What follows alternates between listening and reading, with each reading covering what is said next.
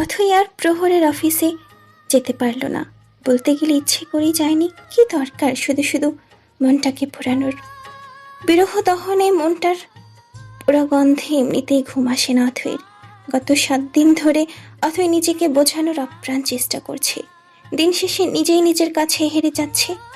কোনো যুক্তির মার প্যাচে প্রহরকে বলতে পারছে না অথই। এদিকে ওর বাবা মা বারবার তার পছন্দের মানুষের নামটা জানতে চাইছে। অথইর একটাই কথা, আগে তোমরা সবকিছু ঠিক করো, তারপর তার নাম জানাবো, পরিচয় জানিয়ে দেব। তোমাদের অতি পছন্দের মানুষ প্রহর মির্জাকে যে আমি মন দিয়েছি, তোমরা অতি শীঘ্রই জানতে পারবে। আলফাজ মেয়ের কথায় মুচকি হাসে, মনে মনে বলল, আবিরকে ভালোবাসিস তুই? এটা আমি টের পেয়েছি অনেক আগেই।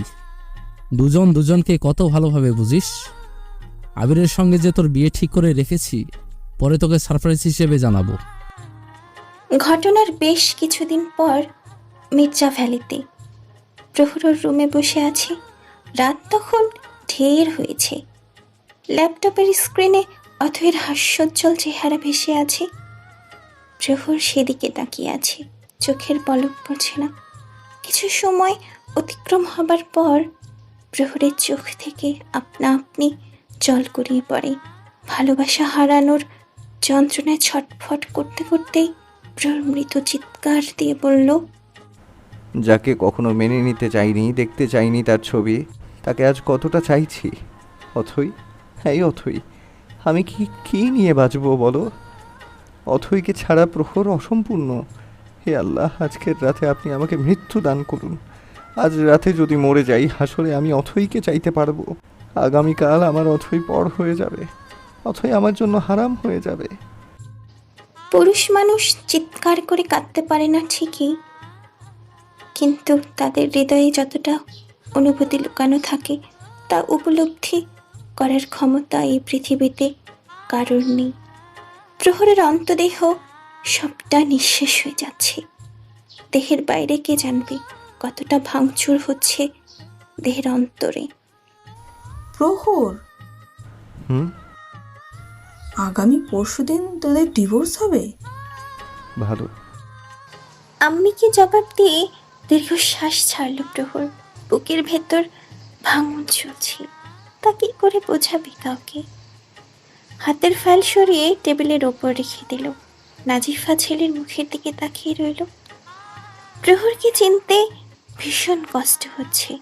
হয়তো তার ছেলে সবার সাথে মিশতে পারত না, আগ বাড়িয়ে কথা বলতো না, হয়তো আত্মকেন্দ্রিক ছিল বলে।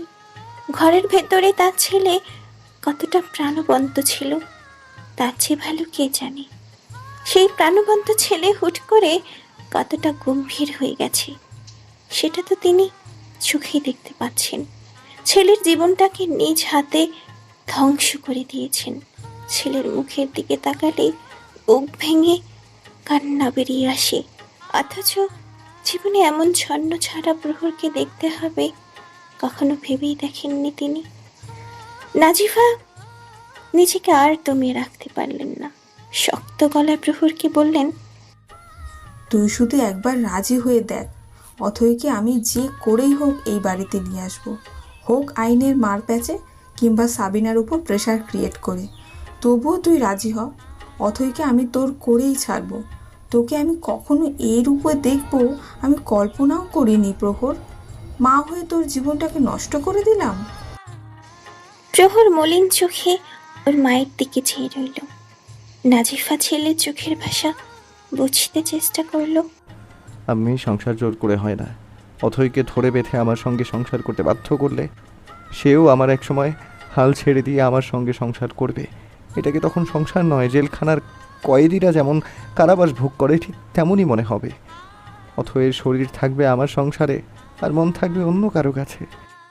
শেষের বাক্য বলার সময় প্রহর মৌনতা গ্রহণ করল, যার দরুন নাজিফা শুনতে পেল না প্রহরের মনের কথা। ছেলের কথায় নাজিফা আর কিছু বলার মতো খুঁজে পেল না। এমন সময় নাজিফার মোবাইলে কল এলো। লয়ার রিজওয়ান কল করেছে। নাজিফা প্রহরের সামনে কল রিসিভ করলো। মিনিট 5 কথা হলো তাদের মাঝে। নাজিফা কল কেটে দিল। প্রহর আম্মের মুখের দিকে তাকিয়ে রইল। নাজিফা ছেলের দিকে তাকিয়ে বলল, পরশুদিন তোদের ডিভোর্স হবে, তবে লিখিতভাবে নয়, মৌখিকভাবে। পারবি তো তুই অথৈকে তালাক দিতে? আবারও ভেবে দেখ বাপ, এখনো সময় আছে। প্রহরের হৃদস্পন্দন যেন থমকে গেছে। শিরা উপশিরায় যেন রক্ত বহমান নেই। মস্তিষ্কের প্রত্যেকটি স্নায়ুর আন্দোলন, কার্যক্ষমতা কমে যাচ্ছে। যার এত সুখী জীবন তার মনে হচ্ছে পৃথিবীর সকল সুখ আদৌ সে পায়নি। জীবনের সকল পূর্ণতা অথেকে না পাওয়ার আক্ষেপে অপূর্ণতার মেঘ এসে আড়াল করে দেবে। রাত 12টা। প্রহর জেগে আছে। ওর ঘরের সঙ্গে লাগোয়া ব্যালকনিতে দাঁড়িয়ে আজ ঢাকার রাতের আকাশ দেখছে। বিশাল আকাশের দিকে তাকিয়ে প্রহর তৃষ্ণার্ত গলায় বলল, ভালোবাসার আর ভালো নেই। ভালোবেসে মানুষ কেবল ধ্বংস হয়, শূন্যতাকে আঁকড়ে বাঁচে। ভালোবাসার মানুষের জন্য স্পন্দিত হৃদয় ধীরে ধীরে স্পন্দনের মৃত্যু স্বাদ গ্রহণ করে। নিজের চোখে দেখা স্বপ্নগুলোর মৃত্যুর একমাত্র সাক্ষী নিজেই হয়। আমার পরিণতিও কি তবে তাদের মতোই হবে? না, আর পারছি না। অথৈকে ভালোবেসেও পেলাম না। আক্ষেপ নিয়ে বেঁচে থাকার চেয়ে অথৈকে আমি জয় করে নিয়েছি, ব্যাপারটা মোটেও মন্দ নয়। ভালো যখন বেসেছি তখন যুদ্ধের ময়দানে নামতে তো হবেই। অথৈয়ের সঙ্গে সংসার করার দরকার নেই। রোজ সকালে ঘুম থেকে উঠে অথৈয়ের মুখখানা, রাতে ঘুমানোর ফাঁকে অথৈকে বুকের মাঝে টেনে এনে প্রশান্তির ঘুম দিতে পারলেই হবে। অত লোক দেখানো সুখী সংসার বুননের দরকার নেই। মন বোঝে না হাজারখানেক অজুহাত। মনের তো একটুখানি ভালোবাসার দরকার। প্রহর অতি দ্রুতই বারান্দা থেকে ঘরে এলো। বেড সাইড টেবিলের উপরে থেকে মোবাইল নিয়ে বের হয়ে গেল ওর ঘর থেকে। উদ্দেশ্য অথৈর কাছে যাওয়া, প্রিয় বইয়ের মুখখানা দেখার অদম্য ইচ্ছা। রাতের ঢাকায় ফাঁকা রাস্তায় গাড়ি চালিয়ে 1 ঘন্টার পথ 45 মিনিটে শেষ করলো। অথৈদের বাড়ির সামনে এসে মোবাইল হাতে নিয়ে কল করলো তার প্রিয় মানুষের নাম্বারে। অথৈ রাত জাগা পাখির ন্যায় জেগে আছে। অন্ধকার ঘরে শুয়ে আছে। মাথার উপর ঘুরতে থাকা ফ্যানের উপর দৃষ্টি অথৈয়ের। মাথায় বিচ্ছিন্ন দুশ্চিন্তা তাকিয়ে বেড়াচ্ছে। প্রহরকে নিয়ে ভাবতে ভাবতেই পরক্ষণেই সেই মানুষটার কথা ভাবছে, যাকে অবুঝকালে না জেনে বুঝেই কবুল বলেছে। মানুষটাকে কখনো দেখেনি এবং দেখতেও চায় না। তার পরিচয় অবধি জানতে চায়নি। কি হবে জেনে?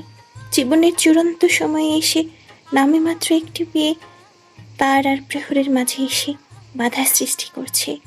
সে মানুষ আর তার সঙ্গে নামে মাত্র সম্পর্ক থেকে বেরিয়ে আসতে পারলে শান্তি।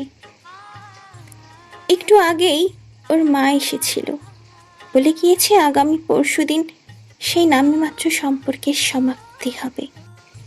তবে লিখিত নয়, মৌখিকভাবে। কারণ বিয়েটা মৌখিক অর্থেই হয়েছিল। দুজনের অপ্রাপ্ত বয়সের কারণে কাবিননামা করা হয়নি। অথই সাফ সাফ ওর মাকে জানিয়ে দিয়েছে যেন সে লোকের সঙ্গে ওর কোনো প্রকার দেখা না হয়। সে তালাক বলবে আর অথই শুনবে। সাক্ষী যারা যারা থাকবে তারাও শুনবে। ব্যাস, আর কিছুতেই অথই থাকবে না। কথাগুলো শুনে ওর মা কিছুই বলল না, উল্টো অথইয়ের মাথায় হাত বুলিয়ে চলে গেছে। হুট করে মোবাইলের রিংটন বেজে উঠল। অথই ভয় পাচ্ছে, কারণ এত রাতে কার কল আসতে পারে ভেবে। পরিবারের কারো কিছু হলো না তো আবার? অথই কাঁপা কাঁপা হাতে বালিশের তলা থেকে মোবাইল বের করে দেখল স্ক্রিনে প্রহর স্যার নাম ভেসে উঠেছে। অথই কল রিসিভ করতে পারল না, তার আগেই কল কেটে গেছে। প্রহর আবারও অথইর নাম্বারে ডায়াল করলো। এবার অথই কল রিসিভ করলো। হ্যালো অথৈ, প্লিজ কল কাটবে না। তোমার সঙ্গে আমার জরুরি কথা আছে। কি কথা? মোবাইলে বলতে পারবো না, তুমি কি একটু নিচে আসতে পারবে? মানে আপনি কি আমাদের বাসার কাছেই? অথই বিস্মিত হয়ে প্রহরকে জিজ্ঞেস করলো। হ্যাঁ, তোমাদের বাসার নিচেই আছি, তুমি একটু আসবে? হ্যাঁ, আমি আসছি। অথই প্রহরের ডাককে উপেক্ষা করতে পারল না। মেইন ডোর খোলার আগে দেয়ালের ওপর ঝুলতে থাকা গেটের চাবি নিয়ে দরজা খুলে বের হয়ে এলো। পা টিপে টিপে হেঁটে বের হলো ওদের বিল্ডিং থেকে। বাগান পেরিয়ে সদর দরজার কাছে পৌঁছাতেই লোহার গেট গলিয়ে দেখতে পেল তার প্রিয় মানুষটার গাড়িটাকে। দ্রুত পায়ে হেঁটে দরজার সামনে এসে চাবির সাহায্যে তালা খুলে বের হয়ে এলো প্রহরের গাড়ির সামনে। প্রহর ড্রাইভিং সিটে বসেই ছিল। পূর্ণ জ্যোৎস্নার আলোতে তার প্রিয় বউকে দেখে গাড়ি থেকে বের হয়ে এলো। তৃষ্ণার্ত অবস্থায় মানুষ পানি পেলে যেভাবে তৃষ্ণা নিবারণ করে, ঠিক তেমনিভাবে প্রহর নিজের তৃষ্ণা মেটাচ্ছে। নয়তো অথৈকে এক পলক দেখার তৃষ্ণায় মরেই যেত আজ।